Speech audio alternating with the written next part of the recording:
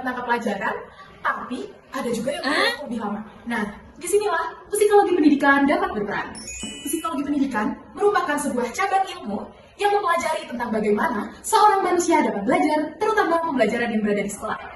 Cara akan bekerja saat belajar, apa yang membuat seorang termotivasi, hingga bagaimana guru dapat mengajar dengan lebih efektif. Tujuannya supaya belajar lebih menyenangkan, tidak membosankan, dan tentu saja lebih efektif. Untuk menanya mengenai mengajar di depan papan tulis, namun juga bagaimana kita memahami karakter siswa, emosi, dan juga tumbuh kembang peserta didik kita. Coba bayangin, jika seorang guru tidak memahami ilmu psikologi pendidikan secara nyata, maka hal ini dapat menimbulkan kesalahpahaman terhadap perilaku siswa. Misalnya, siswa yang tampak tidak bersemangat bisa jadi berbentuk karena dia malas. Hal ini dapat disebabkan karena dia mengalami kesulitan saat belajar. Begitu pula dengan siswa yang sering bertindak agresif di kelas. Bisa jadi ia hanya membutuhkan pendampingan secara emosional dan juga perhatian. Nah, sekarang kita hidup di era 4.0 di mana teknologi semakin canggih dan juga memberikan kemudahan bagi kita. Ada AI dan juga ada pembelajaran secara digital. Tapi, sakit apapun teknologi tidak dapat menggantikan peran guru dalam memahami muridnya.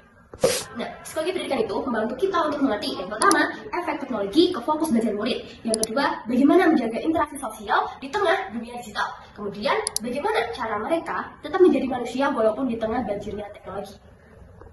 Dan yang paling penting, psikologi pendidikan mengingatkan kita bahwa meski teknologi canggih, perhatian, empati, dan pendekatan manusiawi tidak dapat digantikan. Hai guys, perkenalkan nama saya Agnes Dewi Caksono. Saya merupakan mahasiswa akhir program studi pendidikan. Salam kenal. Seberapa penting psikologi pendidikan atau se-urgent apa psikologi pendidikan dalam proses pembelajaran bagi seorang guru? Oke, jadi yang pertama itu psikologi pendidikan itu bisa untuk memahami psikologi siswa. Dengan adanya psikologi pendidikan itu bisa membantu calon pendidik untuk memahami pola pikir, emosi, dan perilaku siswa. Yang kedua, dapat membuat metode pembelajaran yang aktif. Psikologi pendidikan memberikan wawasan tentang berbagai metode pembelajaran yang dapat mendukung perkembangan siswa. Yang ketiga, menciptakan iklim belajar yang kondusif. Dengan adanya psikologi pendidikan ini dapat membantu calon pendidik dalam menciptakan iklim pembelajaran yang kondusif.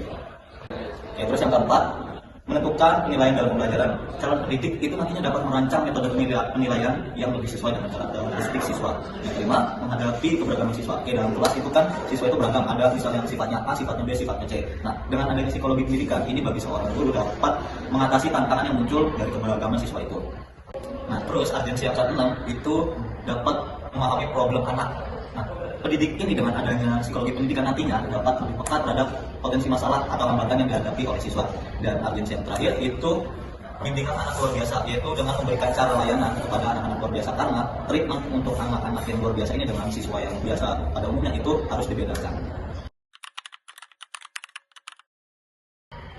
Oke, selanjutnya bagaimana implementasi psikologi pendidikan dalam proses pembelajaran. Oke, di sini saya jawab based on my experience selama kemarin saya menjalani praktik pendidikan selama 3 bulan.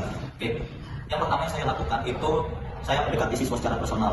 Yang pertama itu kan saya ada observasi bersama guru pamong. Nah, itu saya dengan guru pamong mendekati siswanya itu secara personal, kayak misal saya ajak ngobrol satu-satu, terus nanti tanya namanya siapa, terus saya enaknya gimana nanti belajarnya. Nah, terus kalau misal seorang pendidik ini udah kenal dengan siswanya itu dalam proses pembelajaran, itu kalau yang saya terapkan di praktik pendidikan kemarin itu dengan mengimplementasikan apa yang ada, ya apa yang viral di sosial media. Contoh selama periode saya praktik pendidikan itu sempat viral fenomena kagem. Nah, itu saya implementasikan dalam proses pembelajaran dan efeknya apa? Efeknya siswa menjadi enjoy saat pembelajaran, kayak ada saatnya serius, ada saatnya bercanda, dan materi yang saya sampaikan kepada siswa itu lebih mudah dipahami. Karena siswa sekarang ini kan rata-rata after Gen Z, tapi sebelum Gen Alpha. Nah, itu kalau siswa sekarang itu masih diterapkan di treatment oleh cara mengajar guru-guru konvensional, itu rata-rata sebagian besar itu kurang diterima oleh siswa sekarang. Makanya yang saya terapkan itu dengan mengimplementasikan apa yang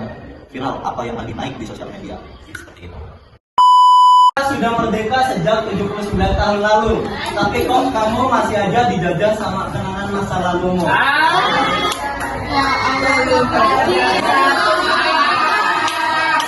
Ini tuh nanti bisa kalian custom mingguan atau custom bulanan. Caranya lihat ke yang bagian layar bawah yang rekap. Lihat yang